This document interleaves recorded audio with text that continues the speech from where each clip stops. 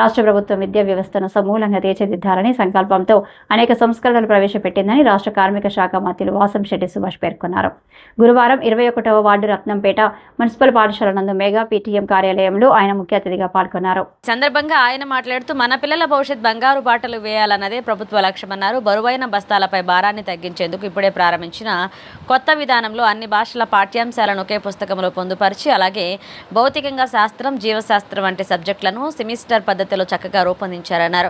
విద్యార్థులకు నాణ్యమైన అభ్యాసం, తక్కువ బరువుతో ఎక్కువ విజ్ఞానం అందించడానికి ప్రభుత్వం అహర్నిశలు పాటుపడుతుందన్నారు. ప్రతి విద్యార్థి 3 జతల యూనిఫామ్లు, బెల్టు, టైతో పాటుగా ఆకర్షణీయమైన పుస్తకాలు, నోట్బుక్స్ అందించడం జరుగుతుందన్నారు. విద్యా హక్కు చట్టాన్ని సక్రమంగా అమలు చేయడంతో పాటుగా మన విద్యామిత్ర కిట్లకి రాజకీయ నాయకుల పేర్లు కాకుండా సర్వేపల్లి రాధాకృష్ణన్ వంటి గొప్ప విద్యావేత్తల పేర్లు పెట్టడం జరిగిందన్నారు. ఈ కార్యక్రమంలో మున్సిపల్ చైర్పర్సన్ గాదంశెట్టి శ్రీదేవి, ప్రధానోపాధ్యాయులు సుబ్బారావు, మున్సిపల్ కమిషనర్ కేవీఆర్ రాజు, పూర్వపు విద్యార్థులు, విద్యా కమిటీ సభ్యులు, ఎంపీడీఓ పద్మజ్యోతి పాల్గొన్నారు. స్టడీస్ ఇక్కడ చాలా బాగా చెప్తున్నారండి. ఫుడ్ సేఫ్టీస్ చాలా బాగున్నాయి. ఇక్కడ books, shoes, school dress, bags అన్ని ఇస్తున్నారు. చాలా క్వాలిటీగా ఉన్నాయి. స్కూల్ డ్రెస్ చాలా బాగుందండి. ఇక్కడ ఫుడ్ బాగా పెడుతున్నారు. అప్పటికి ఇప్పటికి చాలా తేడా ఉందండి. అందరూ ఇప్పుడు ఇక్కడే భోజనం చేస్తున్నారు. క్యారేజీలు ఎవరు తెచ్చుకోవట్లేదు. స్టడీస్ బాగా చెప్తున్నారండి. టీచర్స్ బాగా చూసుకుంటున్నారు. ఇంకా టీచర్స్ తక్కువగా ఉన్నారండి. టీచర్స్ కూడా వస్తే మాకు బాగా చెప్తారు స్టడీస్. క్లాస్ టీచర్ గా మా టీచర్ చాలా సేఫ్టీగా చూసుకుంటున్నారు. ఈవినింగ్ క్లాసులు చాలా బాగా చెప్తున్నారు సార్. ప్రైవేట్ క్లాసులు బాగా చెప్తున్నారండి.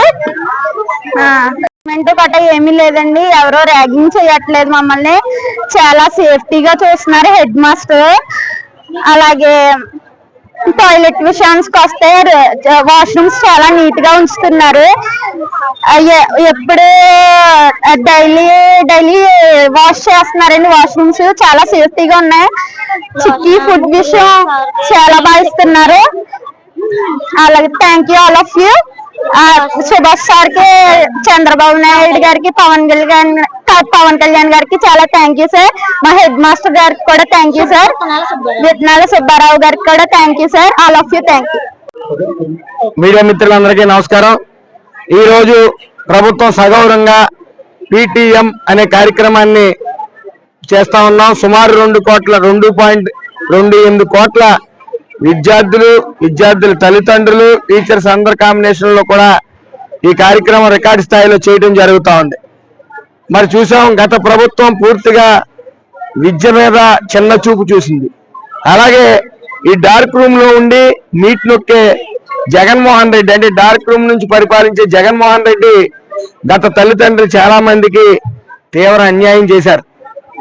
ఆయన డార్క్ రూమ్ లో కూర్చుని ఓ మీట్ నొక్కితే అందరికీ పడేది. అది పెద్ద గొప్ప అనుకునేవాడు ఆయన. కాకపోతే అర్హులైన వాళ్ళు చాలా మంది మిగిలిపోయేవారు.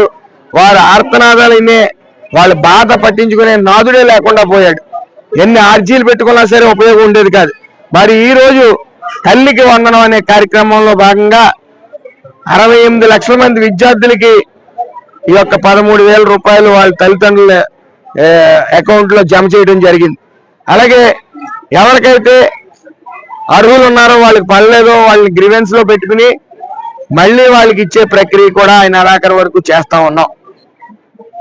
చిత్తశుద్ధి అంటే అది. అంతేగాని ఏదో మీట్ నొక్కాం, కొంతమందికి పడిపోయింది, అర్హులైన వాళ్ళు ఏడుస్తున్నా సరే పట్టించుకోవడం అనేది అది సైకో పాలన.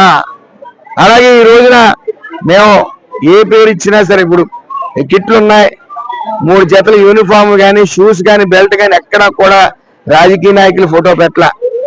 సర్వేపల్లి రాధాకృష్ణ గారి పేరు పెట్టి సగౌరవంగా పెట్టుకున్నాం. అలాగే డొక్క సీతమ్మ గారి పేరు మధ్యాహ్నం భోజనానికి పెట్టాం. అంటే చిత్తశుద్ధి అంటే అది. అంతేగాని జగన్మోహన్ రెడ్డి బ్యాగుల మీద ఫోటోలు పెట్టుకోవడం, ఆయన సొంత డబ్బు ఏమి ఇవ్వట్లేదు కదండి. అయినప్పటికీ ఆయన ఫోటో ఈ పుస్తకాల మీద ఎందుకు?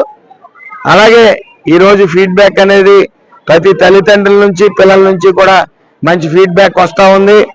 పూర్తిగా విద్య కార్పొరేట్ స్థాయిలో ఉండాలనే లోకేష్ గారు, చంద్రబాబు నాయుడు గారి కోరిక మేరకు ఈరోజు అదే స్థాయిలో వెళ్తా ఉంది. పవన్ కళ్యాణ్ గారు ఆయన ఆశయాల మేరకు డొక్కా సీతమ్మ గారు ఆయన కోరిక మేరకు డొక్కా సీతమ్మ గారి పేరు ఈ మధ్యాహ్నం భోజనానికి కూడా పెట్టడం జరిగింది.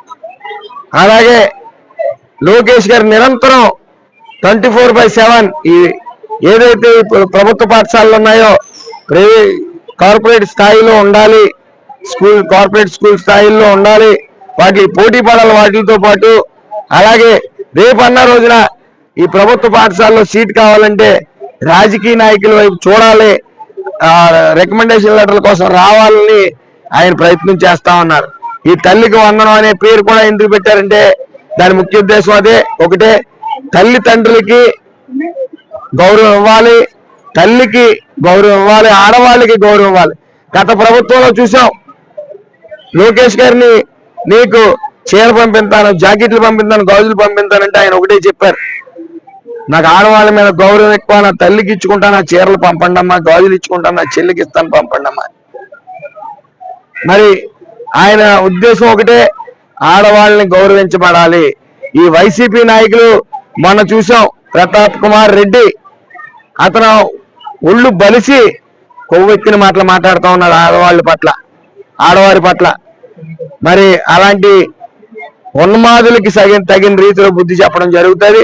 ఏదేమైనా వైసీపీ వారికి, వైసీపీ జగన్మోహన్ రెడ్డికి కానీ ఆడవాళ్ళంటే బాగా చులకన, అందుకని వాళ్ళ చెల్లిని తల్లిని కూడా బయటికి గెంటేశాడు. అలాగే ఆ సైకో పాలన కింద పిల్ల సైకోలు కూడా అలాగే మాట్లాడుతూ ఉన్నారు. ఇది ఉపేక్షించేది లేదు. మనం ఆడవారికి